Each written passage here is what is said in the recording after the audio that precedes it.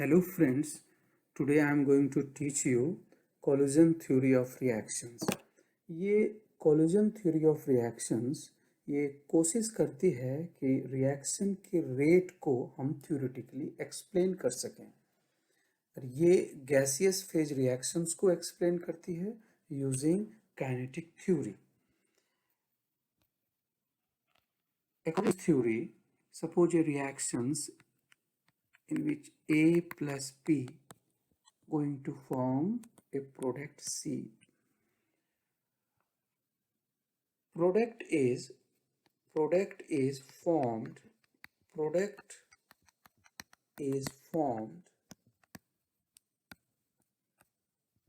during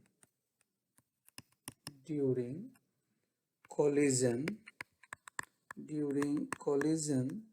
between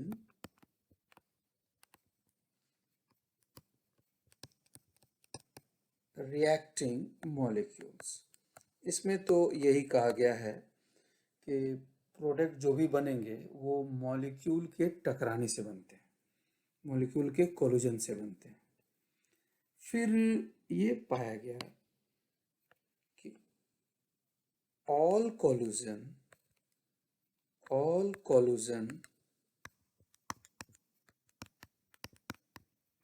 does not gives product. इसका मतलब ये हुआ कि मॉलिक्यूल्स के टकराने से तो प्रोडक्ट बना, लेकिन हर बार टकराने से प्रोडक्ट नहीं बना। कुछ ऐसे कोलिजन हैं जिनमें रिएक्टिंग मॉलिक्यूल टकराए और जस्ट सेपरेट होकर में कोई प्रोडक्ट फॉर्म नहीं। तो वैसे कोलिजन्स जिनमें प्रोडक्ट में कन्वर्ट होते हैं उनको कहा गया है कि वो है effective collisions. So those collision in which product is formed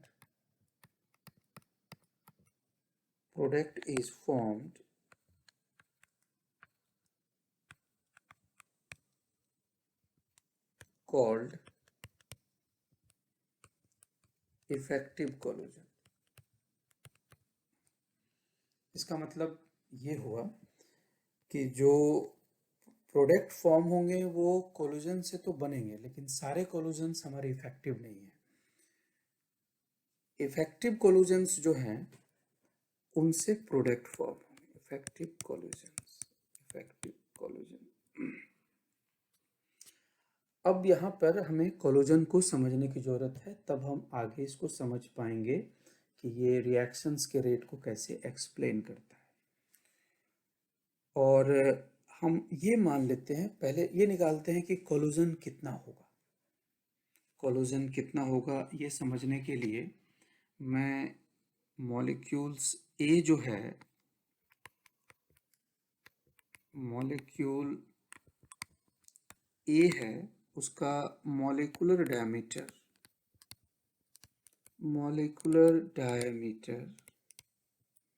उसे मैं सिग्मा ए मान ले रहा हूँ। और दूसरा जो मॉलिक्यूल है, मॉलिक्यूल बी, उनका molecular diameter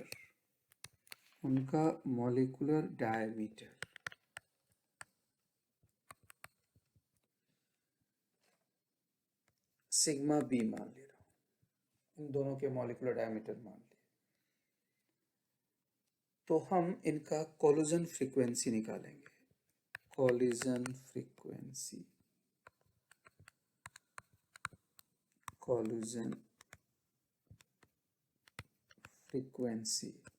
that is total number of collision taking place in unit volume in per unit time।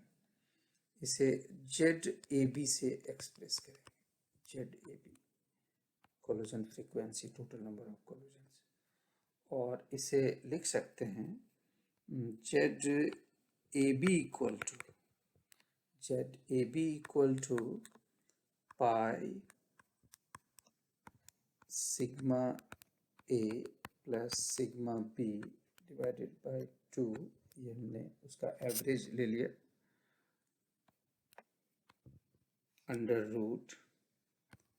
8 kT by pi average velocity के लिए,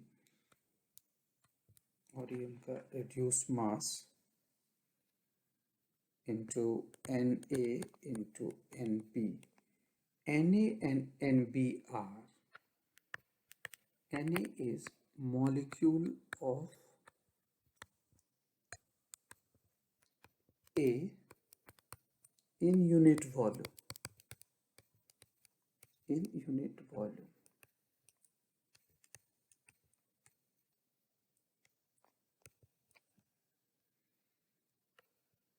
Nb is molecule of P in unit volume.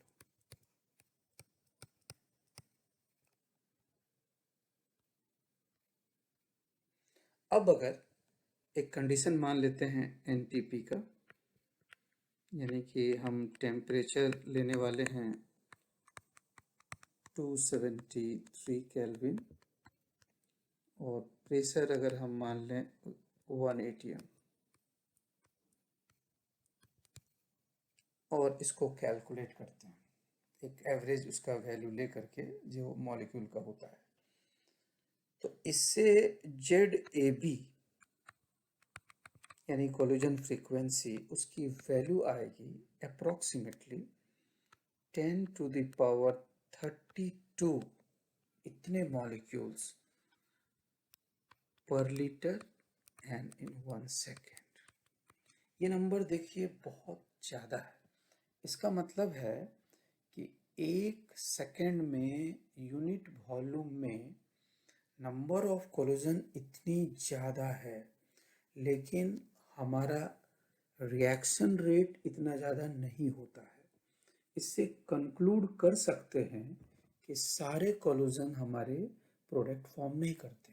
अगर हर collision हमारा product form करता तो ये देखिए ये value हमारी कितनी बड़ी है, 10 to the power 32 इतने कोलिजन जो हैं 1 सेकेंड में हो रहे हैं। तो इसका मतलब है कि एक्चुअली जो इफेक्टिव नंबर ऑफ मॉलिक्यूल की संख्या है वो बहुत कम होती है। और हम जानते हैं कि रिएक्शन पे टेम्परेचर का फर्क पड़ता है। यहाँ पर अगर हम इस जेड को एनालाइज करें तो ZAB को एनालाइज करेंगे कि एक टेम्परेचर T+10 डिग्री, और यहाँ पर डिवाइड कर देंगे ZAB एट एक टेम्परेचर T। आप इस Z का एक्सप्रेशन एक बार और देख लीजिए, इसमें सब कुछ सेम है, केवल यहाँ पर स्क्वायर रूट के अंदर जो टेम्परेचर है उसी का अंतर है। यानी अगर हम इस चीज़ को इक्वेट करेंगे तो ये वैल्यू आ जाएगी T+10 और डिवाइडेड बाई T, और एनटीपी पर ही अगर उसी टेम्परेचर से अगर 10 डिग्री में इंक्रीज करके कैलकुलेट करूँ, ये हो जाएगा 283 अपॉन 273, और सॉल्व करके वैल्यू आएगी 1.018।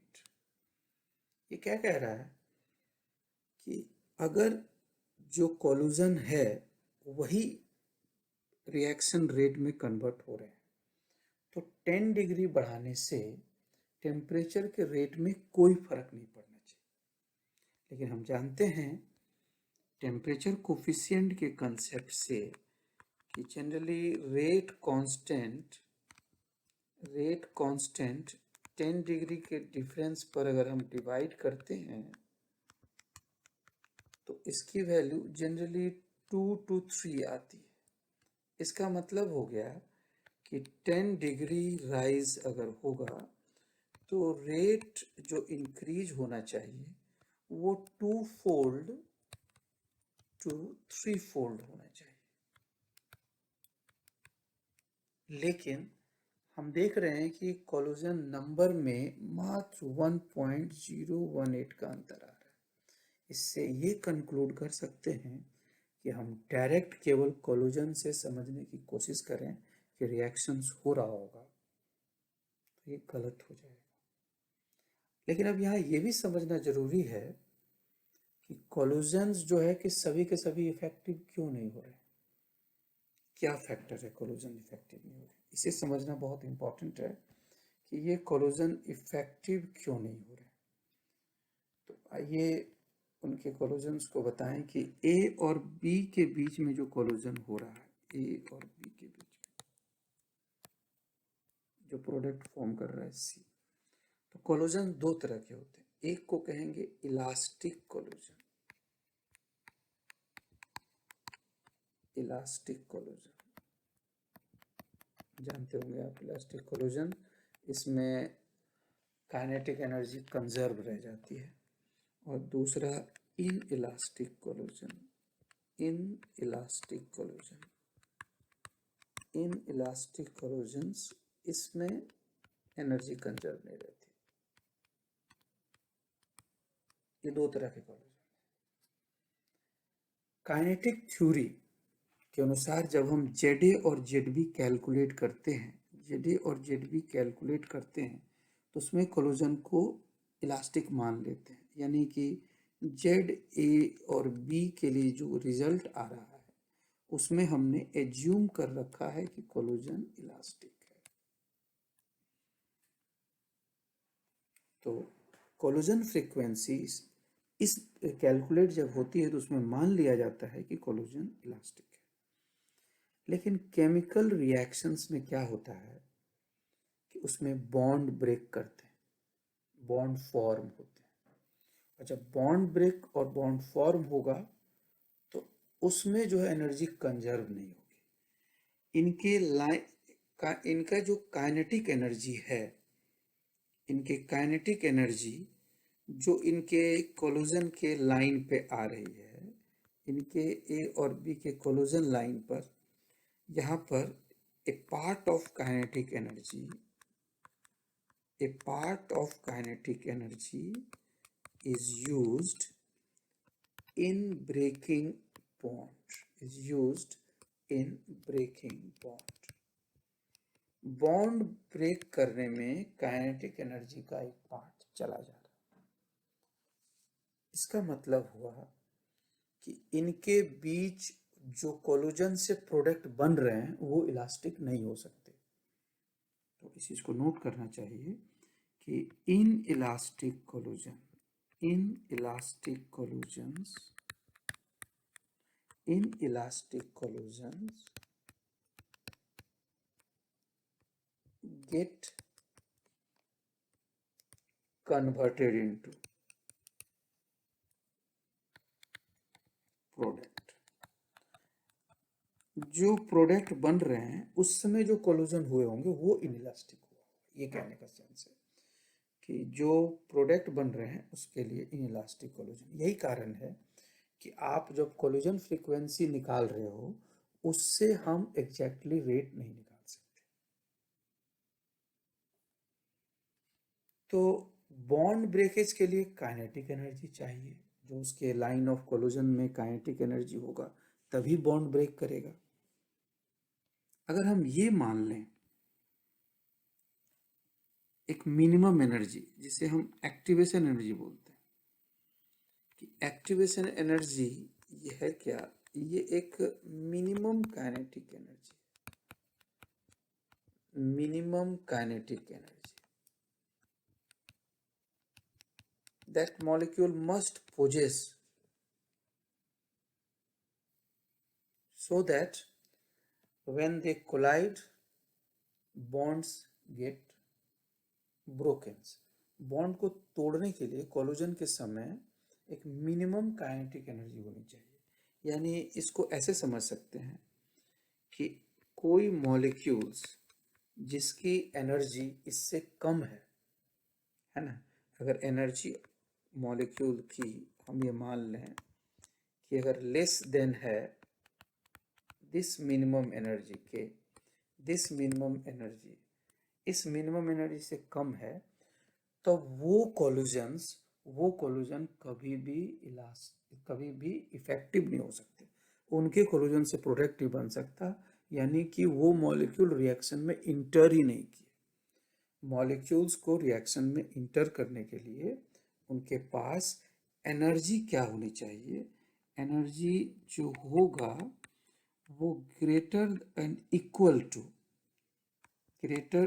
इक्वल टू दिस मिनिमम, जिसको एक्टिवेशन एनर्जी बोलते हैं।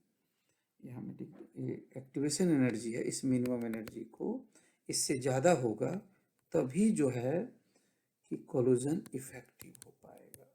यानी इफेक्टिव कोलिजन होने के लिए उनके पास जो एनर्जी होनी चाहिए वो इस मिनिमम एनर्जी से ज़्यादा होनी चाहिए। इस मिनिमम एनर्जी को हम एक्टिवेशन एनर्जी बोलते हैं। इस मिनिमम एनर्जी जो है उसी को हम लोग एक्टिवेशन एनर्जी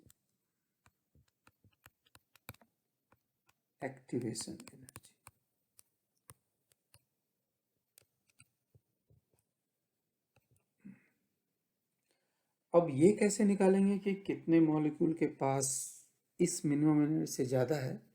तो इसके लिए बोल्ट्जमैन डिस्ट्रीब्यूशंस लॉ को यूज़ करेंगे। बोल्ट्जमैन डिस्ट्रीब्यूशन लॉ,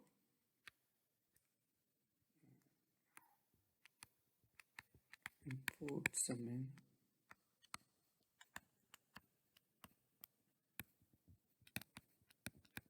डिस्ट्रीब्यूशन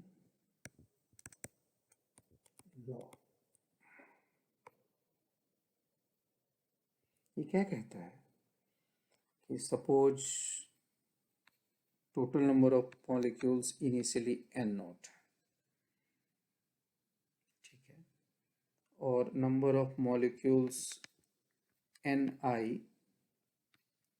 जिसके पास वो मिनिमम एनर्जी से ज़्यादा है is given n e to the power minus EA divided by RT। ये है क्या चीज़? ये total number of molecules, total number of molecules. और ये क्या चीज़ है? ये क्या है? Molecule having energy, having kinetic energy greater or equal to EA। तो ये बोल्ट्जमैन इक्वेशन से आप निकाल सकते हैं। तो यहाँ पर अगर मैं इस चीज़ को ऐसे लिखूं तो यहाँ पर Z, यहाँ पर एक्टिवेटेड कोलिजन्स जिनके पास जो प्रोडक्ट में कन्वर्ट हो जाएंगे वो होगा क्या?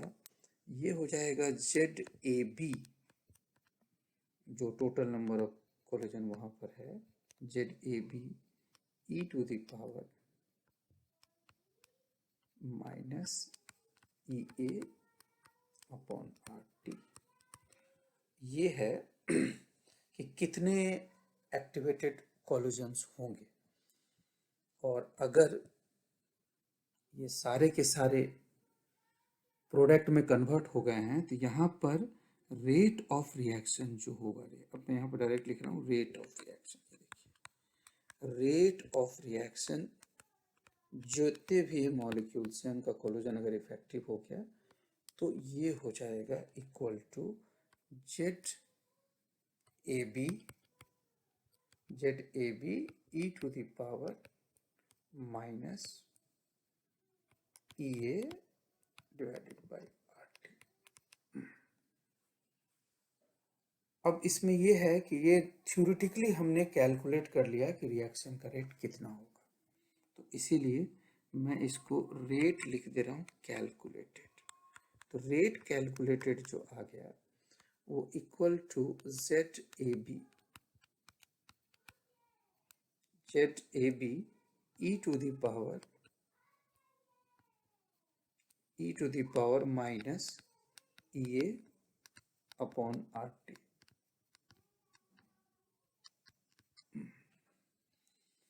अब अगर आप ऑब्जर्व रेट देखेंगे तो ऑब्जर्व रेट ये कैलकुलेटेड रेट से, ऑब्जर्व रेट इस कैलकुलेटेड रेट के मोस्ट ऑफ द केस में इक्वल भी आता है, कभी इससे बहुत कम आता है, कभी इससे बहुत ज़्यादा आता है। देखिएगा एक बात मैं कह रहा हूँ कि यहाँ रेट जो ऑब्जर्व करेंगे, रेट ऑब्जर्व हमारा अगर हम इस कैलकुलेटेड से हम कंपेयर करें, ये कैलकुलेटेड से हम कंपेयर करें कि रेट ऑब्जर्व और इसके रेट कैलकुलेटेड में अगर आप इसको कंपेयर करेंगे तो क्या होगा, आप देखेंगे कि ये दोनों में कभी डिफरेंस है। तो इनको मैच करने के लिए, इनको इक्वल करने के लिए एक नया पैरामीटर दिया गया है जिसे हम लोग करते हैं प्रोबेबिलिटी फैक्टर।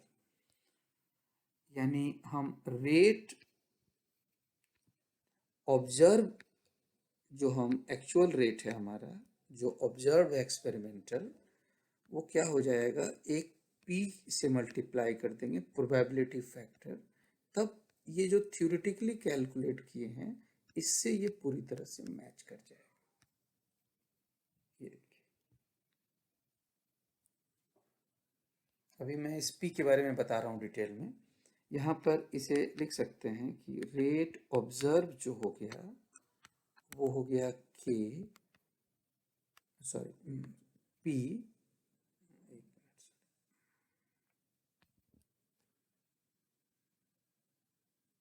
ये मिटा दिया मैं, सॉरी, ये P into Z A B E to the power minus ये बाई आर टी।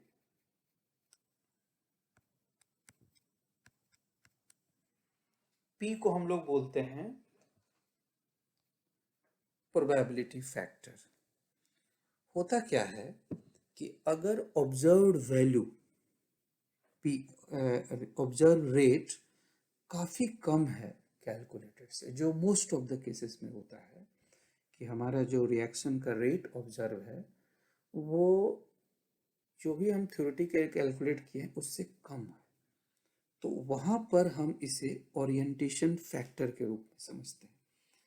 वो कहते हैं कि एनर्जी तो हमारे पास सफिशिएंट है, लेकिन वो जो मॉलिक्यूल है उनका प्रॉपर ओरिएंटेशन नहीं है, इसीलिए जब वो स्ट्राइक किए तो वो बॉन्ड ब्रेक नहीं किया। वो आप ऐसे समझिए कि जैसे मैं अगर यहाँ पर ये हाइड्रोजन बॉन्ड है और इसमें से जब एक ब्रोमीन फ्री रेडिकल स्ट्राइक किया तो उस केस में ये हाइड्रोजन फ्री रेडिकल बन गया और यहाँ पर प्रोडक्ट HBr हो गया। तो ये इनका लाइन ऑफ कोलिजन है, तो यहाँ पर ये प्रोडक्ट बन गया, ये इसी लाइन में कोलाइड किया। अगर आप ऐसे समझिए कि ये बॉन्ड इस तरह से है और इस लाइन पर यहाँ से ही अगर Br फ्री रेडिकल स्ट्राइक कर रहा है इस डायरेक्शन से, तो यहाँ पर कोई प्रोडक्ट नहीं बनने वाला है, नो रिएक्शन इस केस में। इसे हम बोलते हैं प्रॉपर ओरिएंटेशन। यहाँ पर प्रॉपर ओरिएंटेशन है, जो बॉन्ड बना रहे हैं वो दोनों एक ही लाइन में होंगे तभी जाके प्रोडक्ट बनेगा, और यहाँ जिनके बीच बॉन्ड बनना वो एक लाइन में है नहीं, तो इसमें ये प्रोडक्ट नहीं बनेगा। तो इसे हम ओरिएंटेशन फैक्टर्स यहाँ पे कहते हैं। तो इस तरह के केस में जो हमारा P होगा, इस P की वैल्यू वेरी लेस देन 1 आएगी, यानी जो हमारा एक्सपेक्टेड रिएक्शन रेट है, एक्सपेक्टेड रिएक्शन उससे काफ़ी कम रिएक्शन रेट ऑब्जर्व होगा इस तरह के केस में। पर कभी कभी क्या होता है कि ये P का वैल्यू ग्रेटर देन 1 होगा, यानी कि यहाँ जो प्रोबेबिलिटी फैक्टर है उसकी वैल्यू 1 से ज़्यादा हो गया, यानी जितने एक्टिवेटेड कोलिजन हुए उससे ज़्यादा मॉलिक्यूल प्रोडक्ट निकले। ये कैसे पॉसिबल है कि जितने एनर्जेटिकली सफिशिएंट हैं उससे ज़्यादा मॉलिक्यूल? तो इसके लिए एक एक्सप्लेनेशन दिया गया, जरा ध्यान से सुनिएगा उस एक्सप्लेनेशन को, कि अभी तक हम लोग ये मानते आए हैं कि जो काइनेटिक मोड में एनर्जी है उसी एनर्जी का यूज बॉन्ड ब्रेकेज में हो रहा है, लेकिन अगर P ग्रेटर देन 1 है तो उसमें ये एक्सप्लेनेशन दिया गया है कि काइनेटिक मोड के अलावा दूसरे मोड में जो एनर्जी है उस एनर्जी को भी यूज कर पा रहे हैं रिएक्शन के बॉन्ड को ब्रेक करने में। तो इसका मतलब ये हुआ कि अगर मेरे पास एनर्जी लेस देन है, एनर्जी लेस देन है, तभी भी हमारा कोलिजन जो है वो इफेक्टिव हो जाएगा। ठीक है, यहां पर क्या हो रहा है कि other mode of energy, other mode then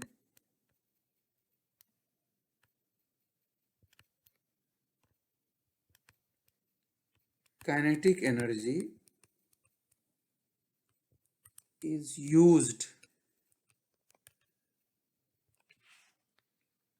in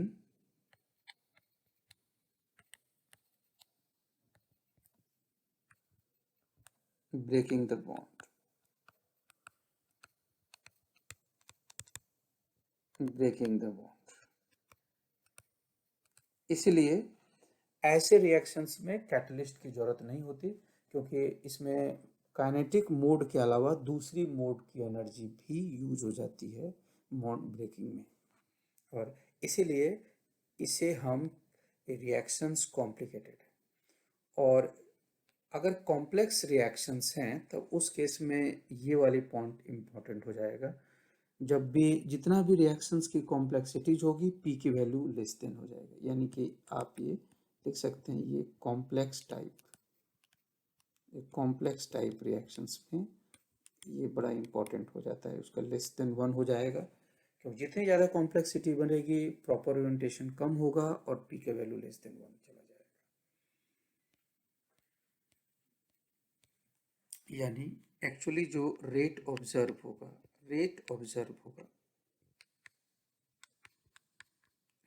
observe जो होगा वो इक्वल टू हो जाएगा probability factor into Z A B